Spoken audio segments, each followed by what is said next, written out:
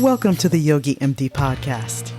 It's Nadine, yoga teacher, health coach, and retired doctor, here to bring you and your body together, not in sickness, but in health. Thanks for taking this time for yourself.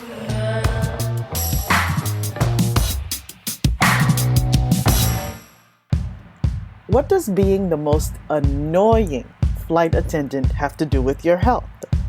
How does knowing what you want and who you are make a productive life more effortless? And why am I obsessed with my Jeanne joggers? My guest today is designer and founder of BEMO Designs. She's a yoga instructor, mom of 3 boys.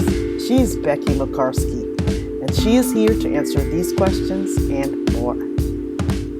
I love it. That's wonderful. Done. Thank you for having me.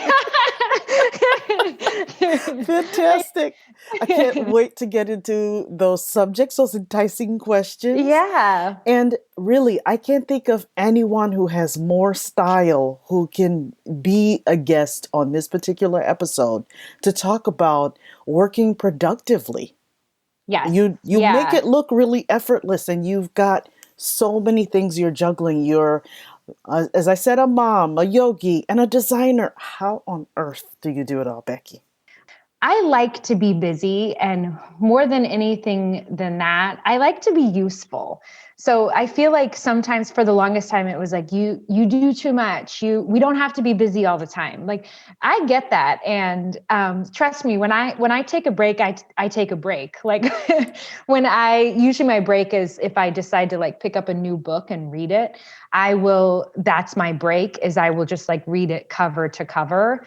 And I don't want to say ignore the other things going on, but that's kind of my, you can call it self-care, you can call it whatever. But what I'm learning is that I can find a way to do kind of just enough of all the different things that I do to be useful, to feel useful, and also to be present. Because I feel like what happens is when I get really overwhelmed with one area, like I just launched a new piece, and it always fires me up because I'm always like, I want everybody to know about it. I want everybody to see it. I want everybody to wear it. I get very fired up about it.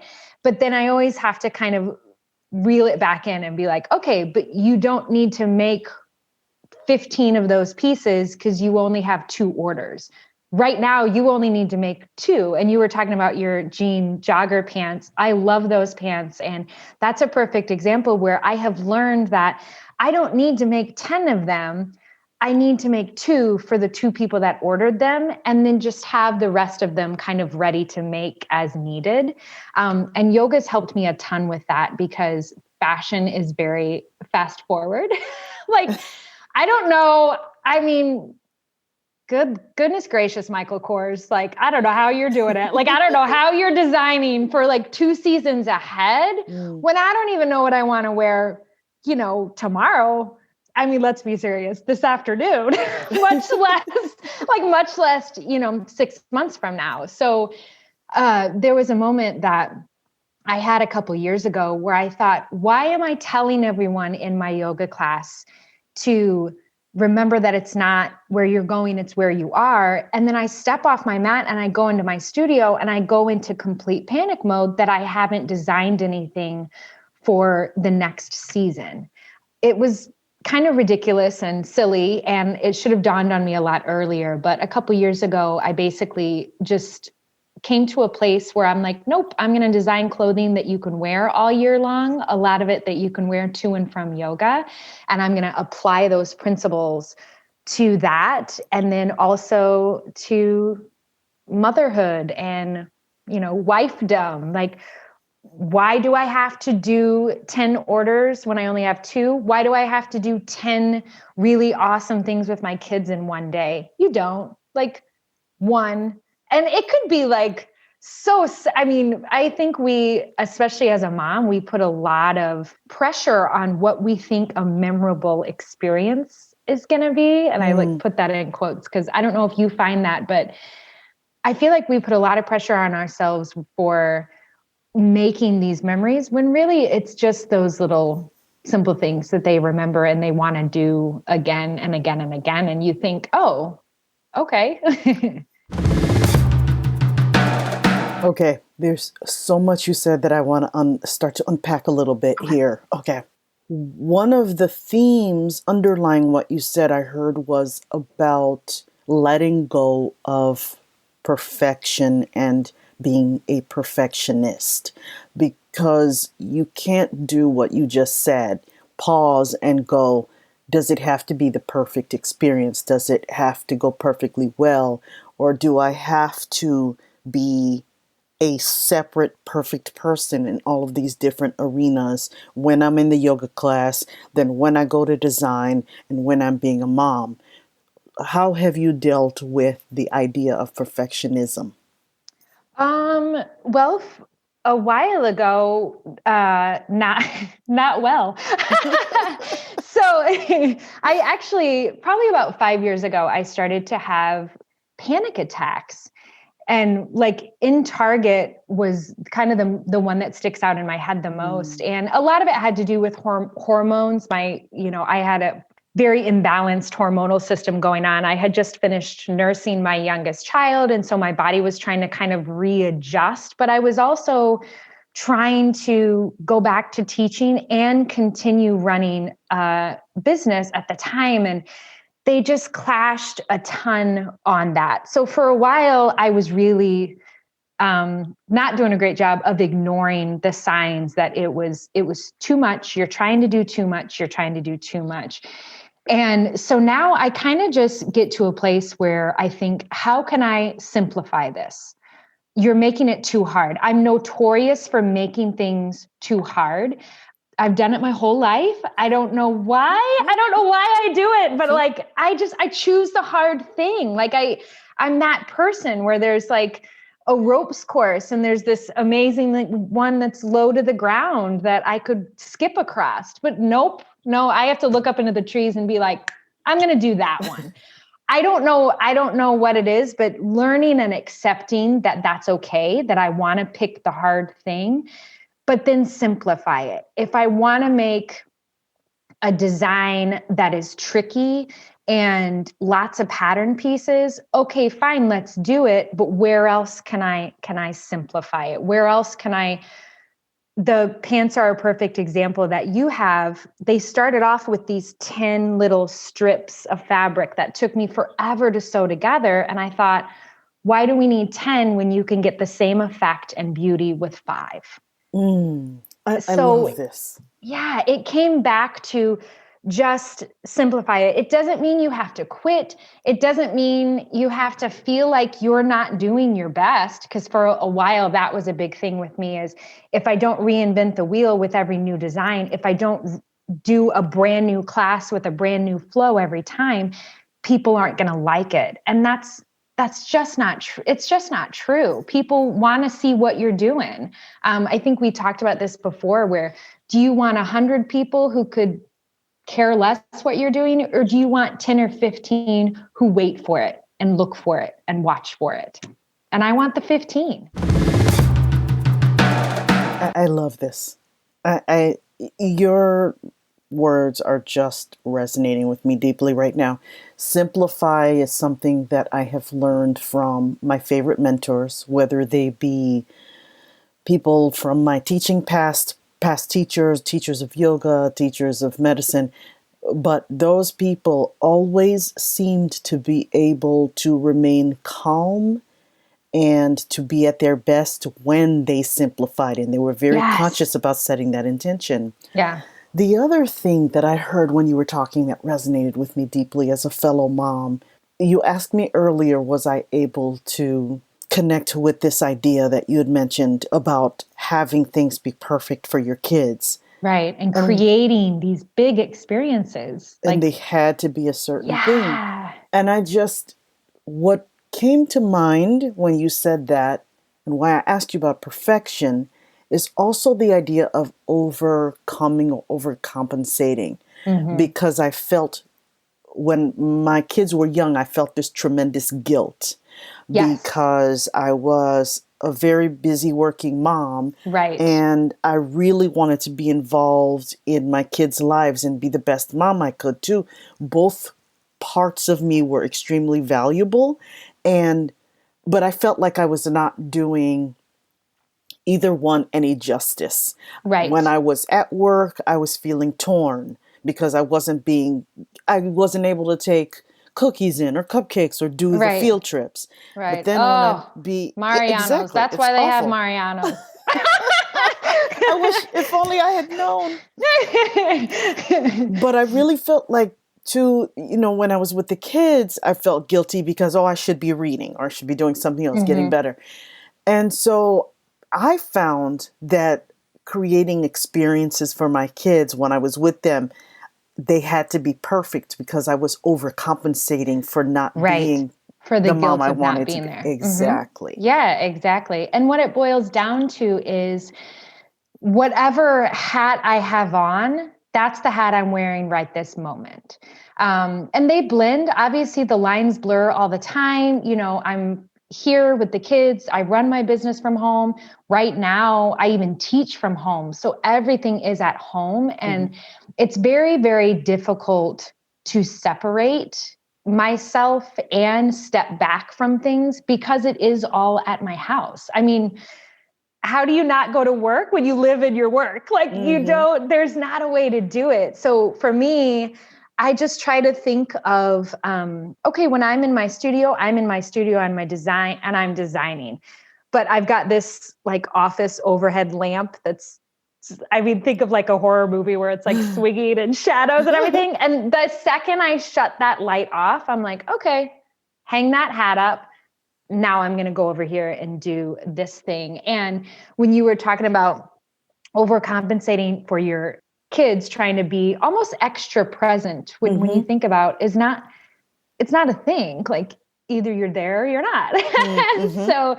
so one of my kids' favorite games that they love to play is I drew a bunch of pictures of things around our house on note cards, and they go on these scavenger hunts, and I just like go around the house and place the next one that takes them to the next place. Oh my gosh, Nadine, we've been playing that game for 10 years. Like they love it. And that's all I've done is drawn pictures. And now they're old enough that I have them draw some pictures and I throw those into the mix. Like a game of, look and find. And truth be told, I actually created the game because then it would occupy them just long enough for me to answer emails. So multitask, it can be done.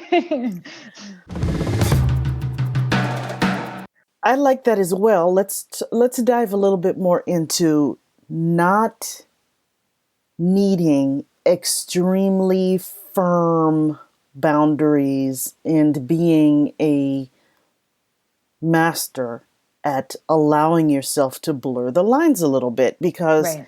the other thing you mentioned earlier that I really liked is what you've learned from yoga, and that Right. in that you are yourself and you Mm-hmm. take what you learn from your yoga practice because you are enhancing your entire life with it Right. off of the Right. mat. It's not just, I'm going to be nice to myself here on the mat for an hour in Right. class. Right. And then when I leave, I get to beat myself up and forget that I'm a Right. yogi. Like that Right. carries into the other areas of your life. And I'm hearing you say that yoga carries into multiple areas. Your mothering carries into multiple areas. Your designer self. These are not separate, succinct pieces of yourself that completely need separation at all Right. times. So how did you find that softness to allow the blur to happen?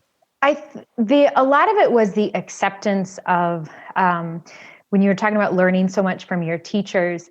I I used to work at a health club, and we had a staff meeting, and we had to turn to our neighbor and we had to say what our slash is. I'm a this slash this slash this. And I started to bring that with me a lot more places. And I think for me, a big part of it is, when did we stop? I used to separate my business and yoga quite a bit, on social media. And in my head, they were two different things. And I guess for me, it was kind of, when did we stop allowing ourselves to add the and in?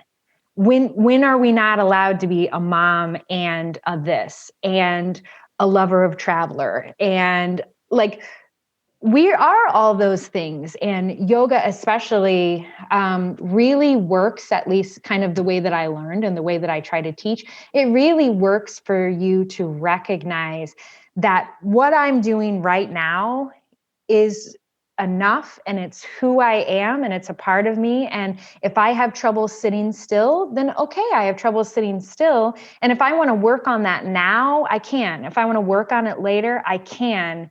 It doesn't mean we're not doing what we need to do. It means that you're allowing yourself to be all the ands at once, and then deciding which one is most important in that moment, and then picking that one to do and to be and to focus on. You know what I mean? Yes. Discernment.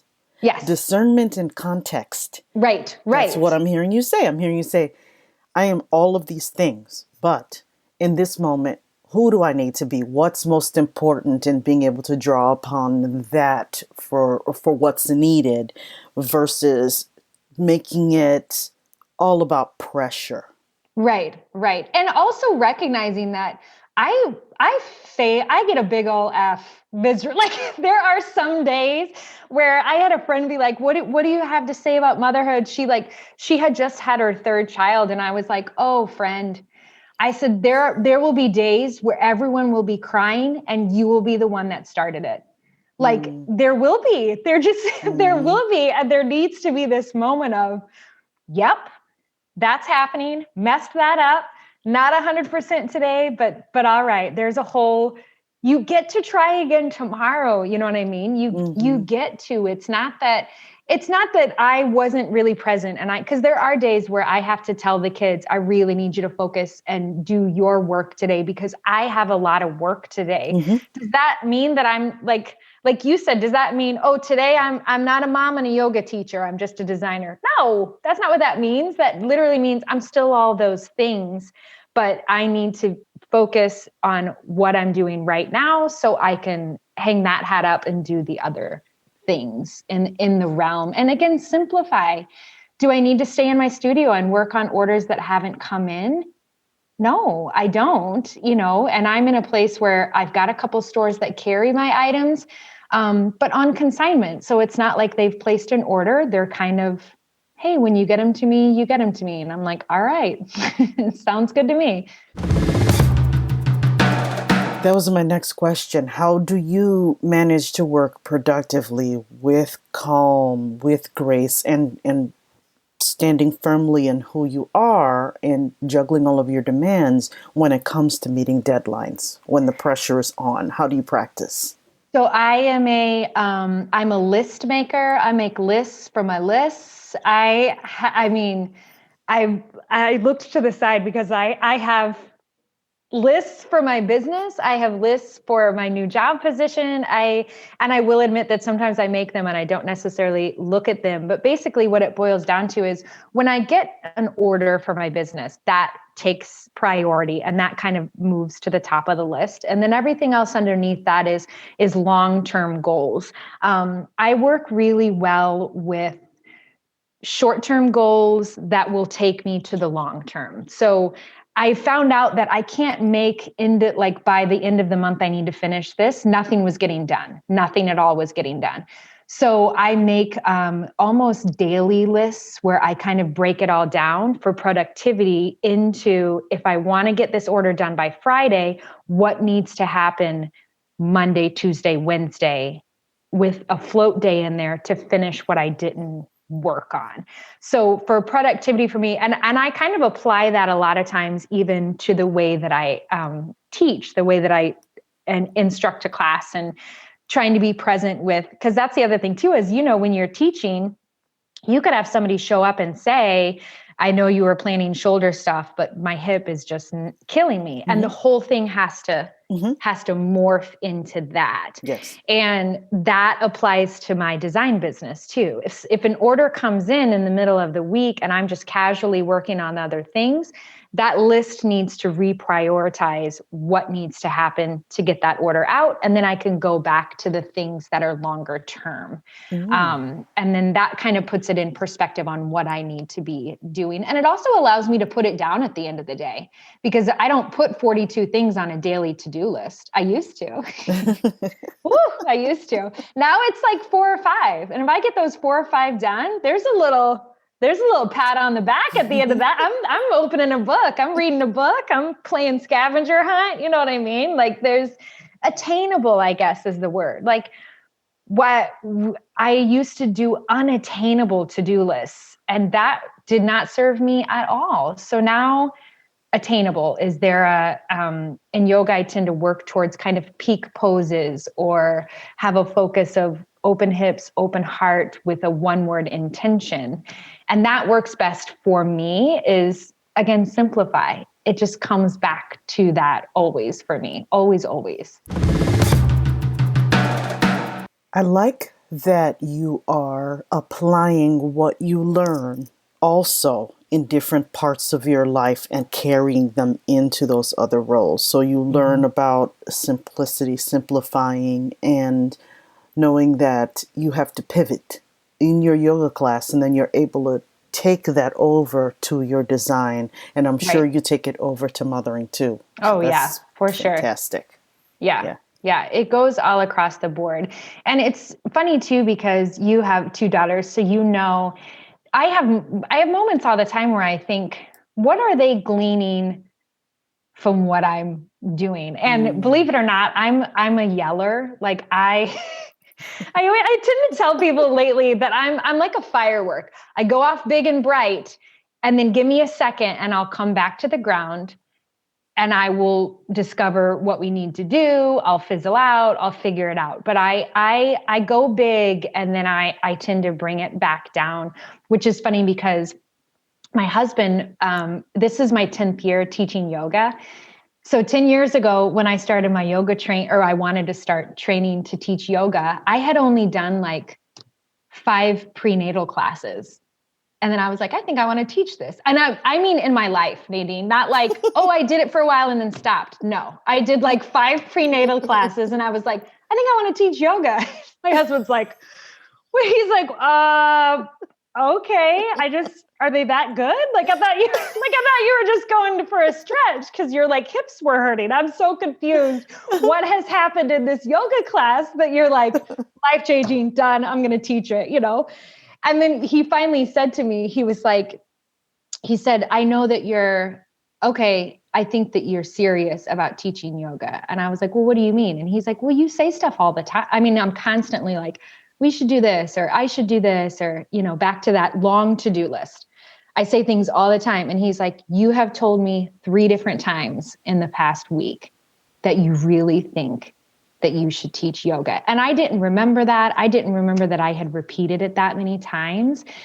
But just when something gets kind of stuck in your head, it's in there. And, fast forward 10 years where I'm teaching, but I don't have that story which is okay. I don't have that story where, it saved my life, or, I found it when I most needed it. No, my first yoga class, I was super confused. I mean, she was like, tell your body this. And I'm like, no, I usually just ignore my body. I usually just ignore it. My hips hurt for years, so I'm just going to keep ignoring it. But I think that's what drew me to it is asking, ask yourself what you want and what you need. And don't expect it to answer every time. Ask yourself, what do I need to do? And then don't have the answer for a day. I double dog dare you to do it. And this is why we're friends, Becky, because we are on the exact same wavelength here, because I wanted to segue into, I'm just listening in awe to how you're talking about handling everything. And then I go, okay, what about when Becky takes all of those hats off? How were you your most annoying flight attendant? Oh, so annoying. So annoying. I say it all the time. Because you asked me, what's my definition of health? And for me, it is being the most attentive. If you were on a flight that is your life and your body, how many times can you check in on yourself within like 5 minutes? And I mean, like, I just picture myself sitting on a plane. I'm very visual.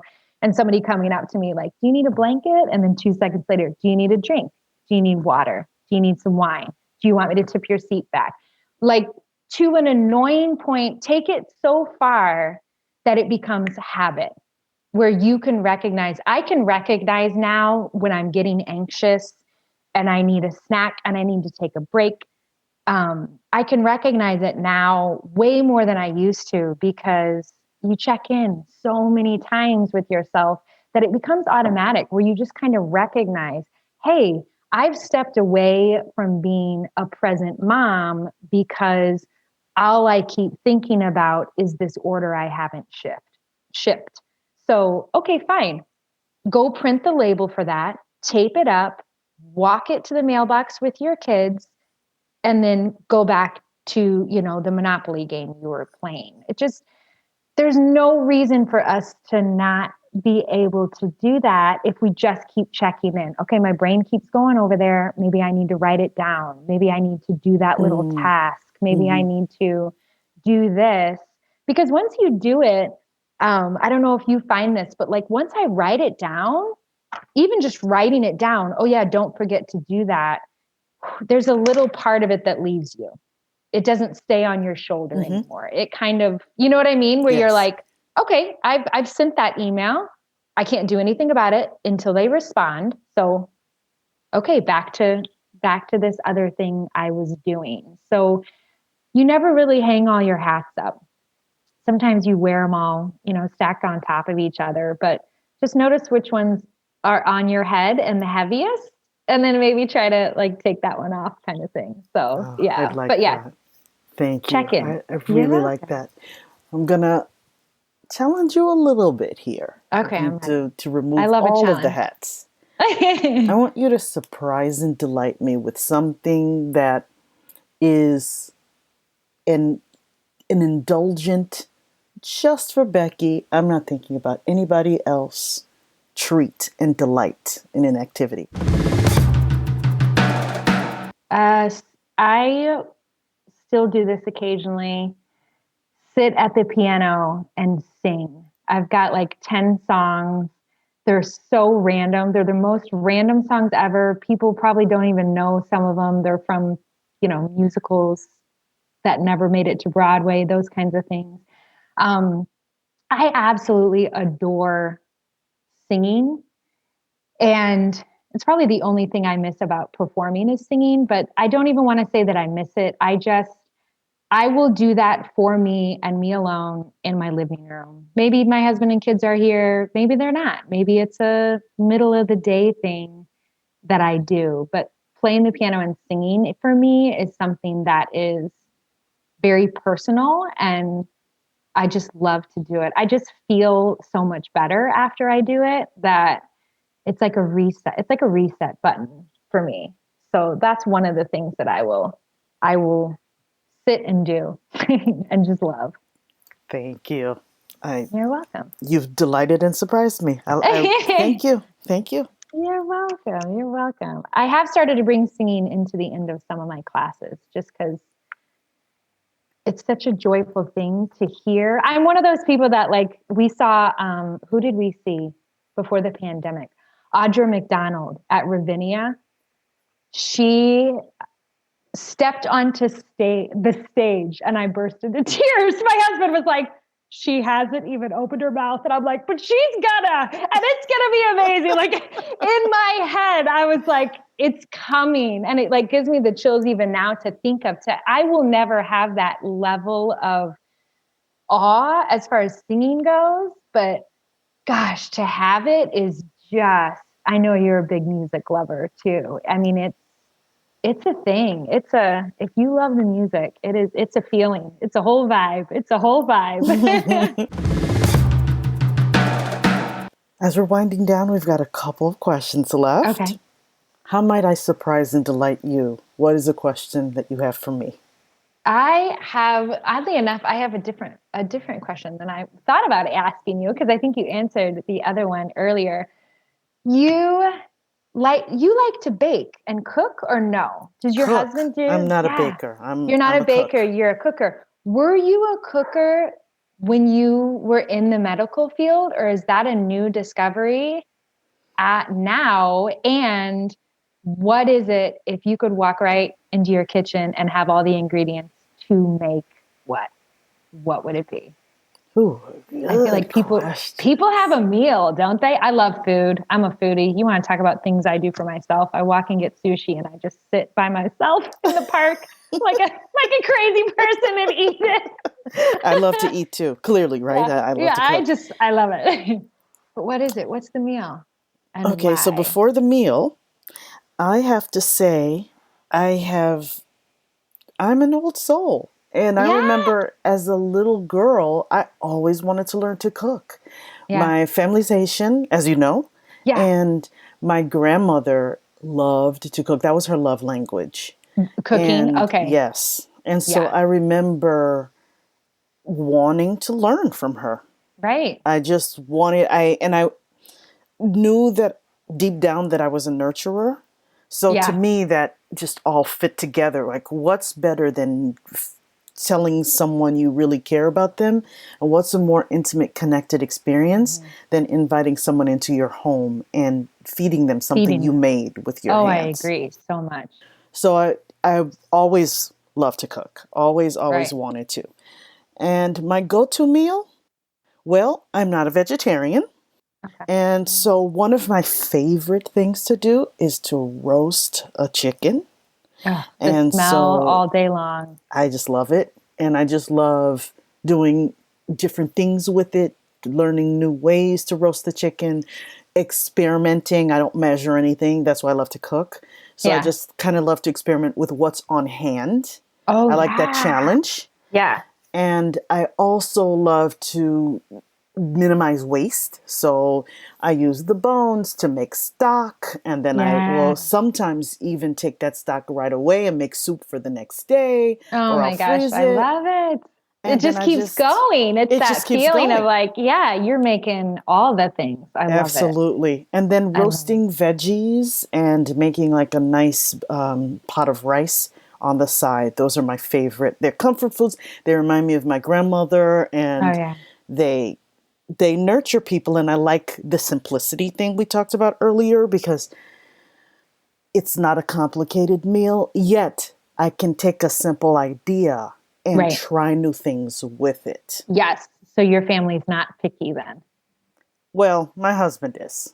Oh yeah, Yes. Yes, my my husband husband is is. picky. Yeah. But I can try things within he likes chicken. So I Okay, can try gotcha. things Gotcha. within Yes. My within husband is reason. very, very picky, although he claims he's not picky. He's like, I just like certain things. I'm like, that I can't, that's picky. That's what that is. And he's like, well, I said, I will eat just about anything put in front of me. And, my kids are still fairly young, so they're still fairly picky, but I'm just not. I mean, I love food and the smell of it. Yeah, I'm a big foodie. I think we need to, when this is all done, I feel like we need to experience restaurant week somewhere together. Like we We need to do. go to a We'd have a restaurant. blast. We Oh would my have a gosh, so blast. much I fun. can't wait. I can't Yeah. wait. So, can we hear your complete, right now in the moment, personal definition of what it means to be healthy? Gotcha. So I think I answered it a little bit before Hmm. of the check-in, be your own personal attendant, body attendant. How are you feeling? How are you doing? How are you? But I think the other part of it, because for me, I've always been a very active person. So I guess what I've realized since the last time we talked is my definition of health centers a lot around mental health because I've always considered myself a physically healthy person, not always a mentally healthy person, Mm, not making choices that will keep mm, me, you know what I mean? hmm. So I guess no, I know that my definition of health revolves a little more around mental health, and that is be okay with your ands. I have a lot of energy and I like to be busy and I like to play the piano and sing, but you don't have to be all the ands at one time, but in one sitting, but you can be the ands all at once. You know what I mean? So I think accept the ands and just kind of recognize where you feel the strongest to be one of them today. and then go with that. Because I feel like there's a lot of kind of self-deprecation on, oh, I interrupt people a lot. I get excited and it's something I'm working on. Does it make me the worst person to talk to in the world? Hopefully not. But it's something that I do and I get excited and. So that's okay. If you want to work on it, work on it. But maybe do less worrying that you have so many ands and more celebrating it. Yeah. Becky, it's been an absolute pleasure. You honor me. Thank you. I always learn something new when we interact, and you make me want to be a better person. Oh, thank you. Thank you. You as well. I love chatting with you. And I can't wait for restaurant week now because that's going to happen. It's out there. Once I say it, you know me, I will reach out and it will happen. Absolutely. I can't wait. Awesome. Wait. Thank you. Thank you. So wonderful to chat with you. Thank you for being here. No problem. And now it's time for the Mindful Minute. Find a comfortable and quiet place to sit. Lengthen your spine. Relax the muscles in your face, shoulders, hands, and feet. And begin to notice your breathing. You don't have to do anything. You don't have to fix anything. You are okay in this moment. Be here now.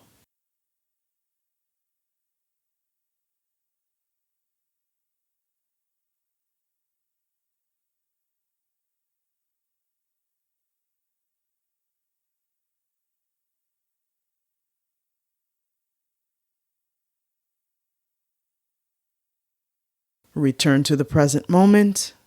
Notice your surroundings. Notice how you feel. Thanks for being here. Dear wise women, thank you for growing our community. Keep using your wisdom and emotional intelligence to share this episode with someone in your social circle who will benefit from hearing it. Your grandma and your mom need yoga. Maybe you need yoga too. I teach yoga to wise women. I believe in empowering and educating wise women to thrive on their terms at every stage of life. Let's hear what a wise woman has to say. I'm a worrier. It's a little much, I think. And yoga always calmed me down. You know, it gave me a positive focus. Everything's going to be okay. It's just really been like a centerpiece in my life. And I didn't have that until virtual yoga. To learn more, connect with me at yogimd.net. And finally, podcast theme music is by my niece, Maya Bishop, on vocals, my daughter, Lizzie Kelly, on guitar and bass, yours truly on percussion, and produced by Tim Buer. Thanks for being here. See you next time.